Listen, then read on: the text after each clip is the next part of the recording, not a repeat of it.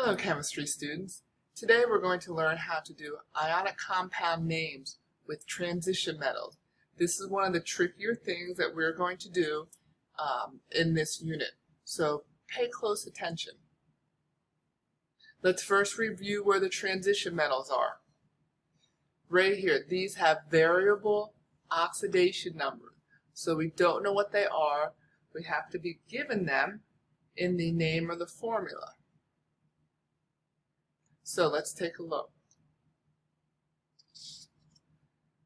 The rules, just like when we're using main group, they're the same rules, but this time we have to, the second step, if that first ion is a transition metal, if that cation is a transition metal, we have to write the oxidation number in Roman numerals in parentheses in the name. And the rest of is the same. So that's just one more step. So let's take a look. Let's say we're given the formula FeO.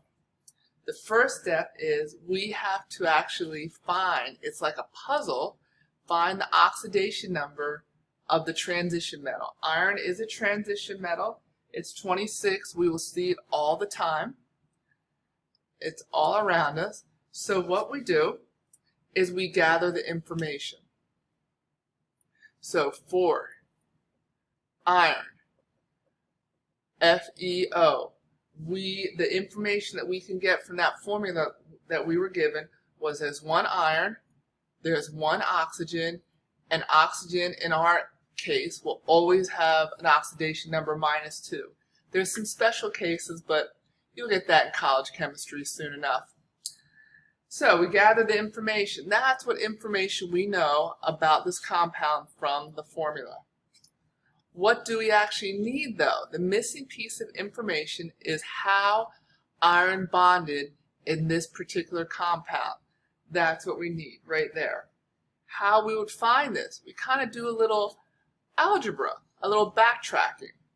We know it is a neutral compound, that there is the same number of charges of the positive charges from the cation as the anion. So what we do is we'll take a look. We know that oxygen will be a -2, and there's one of them, so there is a total of 2 negative charges. I gotta move myself out of here. There's a total of 2 negative charges. Iron, on the other hand, we know there's one of them. We don't know the charge, but we know that there has to be the same number of negative charges as positive charges. So this is just a little algebra. This would be your variable x times 1 is equal to 2 times 1. So we know that this oxidation number has to be a +2. Going back, we see that this has to be a +2. If we did the swap and the drop, it would be 2 and 2, and we would have reduced this one. So the oxidation number that iron has in this situation is a +2. So how we do that with the name? We write the name of the first ion, iron. We write the oxidation number, and then the name of the second ion, the oxide. Be very careful. The most common mistake students make is they think that this number is the subscript. It is not. It is telling us the oxidation number, how iron bonded in this particular situation. Let's try a different one.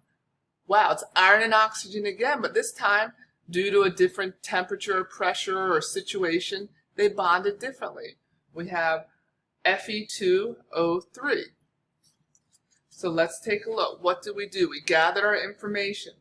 We saw we had 2 irons, 3 oxygen. Oxygen is always a -2. So we start with the anion. -2 times 3. There was a total of 6 negative charges. So we know that there are 6 negative charges. So we go back to the positive side. And something times 2 has to equal 6 because we are a neutral compound. So from algebra, we know that 3 times 2 is 6. So that +3 That is the oxidation number for the iron. So now we're all set up for the swap and drop. We know positive 3 times 2 is positive 6. Negative 2 times 3 is negative 6. We have a neutral compound. How we write this? The name of the first element, it's a transition metal. The oxidation number. Once again, that number is the oxidation number, how the iron will bond, and then the name of the second element, oxide. Let us go a little further. Here we have copper sulfate. This is a polyatomic ion. We wrote the name of the first element. We left the space because copper is a transition metal. So we put the parentheses in there, and then the name of the second one, sulfate. So now we just have to do the research and figure out what the oxidation number for copper is in this compound. We know there's one copper, and we know there is one sulfate. Sulfate has a negative 2 charge. Negative 2 times 1.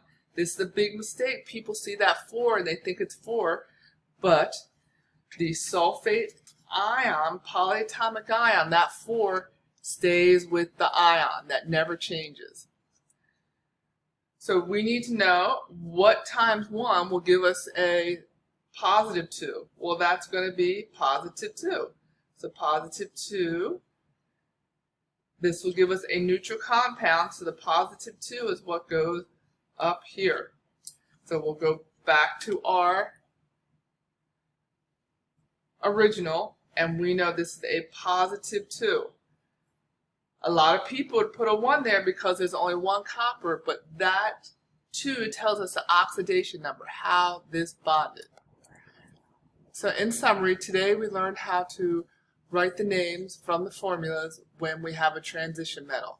The name of the first ion, and if it's a transition metal, we have to determine the oxidation number, and then the name of the second ion. Here's an example, iron 2 oxide. Name of the first, oxidation number, name of the second. I hope this helps. Have a great day.